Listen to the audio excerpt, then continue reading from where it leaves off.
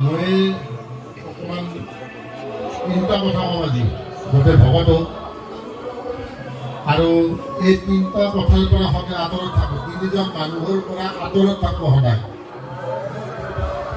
তিনিজন মানুহৰ পৰা সদায় আঁতৰত থাকিব লাগে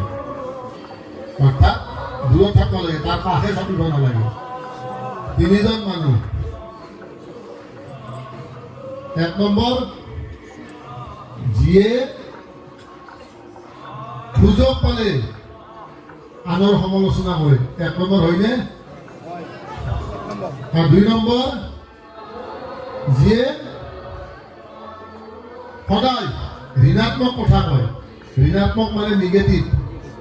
নিগেটিভ কথা কোৱা মানুহ বহুত আছে আমাৰ ভকতো আছে সমালোচনা কৰে ভকতো আছে আমাৰ আছেনে আইসকল প্ৰভুসকল আছে কথাইতো আপোনালোকে পাহৰি যায় উপলব্ধি নকৰে এইবিলাক কথা সদায় কৈ থাকোঁ আৰু ৩ নম্বৰটো হ'ল যি সদায় ঈশাপৰায়ণ মানে আনো ভাল দেখা নোৱাৰে হিংসা কৰে খুব বুজিছি না এই তিনিজন মানুহৰ পৰা সদায় আঁতৰত থাকিব তেতিয়াহ'লে আপোনাক ঈশ্বৰে কৃপা কৰিব আৰু যিমান বাধা বিঘিনি যিমান ধুমুহা নহওক ঈশ্বৰে যে তোমাৰ পৰা যে এনেকৈ ষ্টেণ্ডি হৈ আপোনাৰ ৰক্ষা কৰিব সদায় মনত ৰাখোঁ সমালোচনা কাষতে নাযাব প্ৰভু ঈশ্বৰে আমাক কি থৈ গৈছে যে সাধু সংগত থকা কৈছেনে ভকতৰ সংগ আমাৰ গাঁৱৰ সকলে ইপাৰ সাগৰ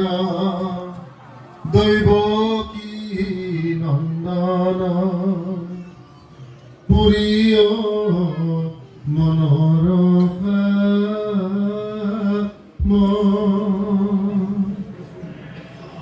ভকতৰ সংগ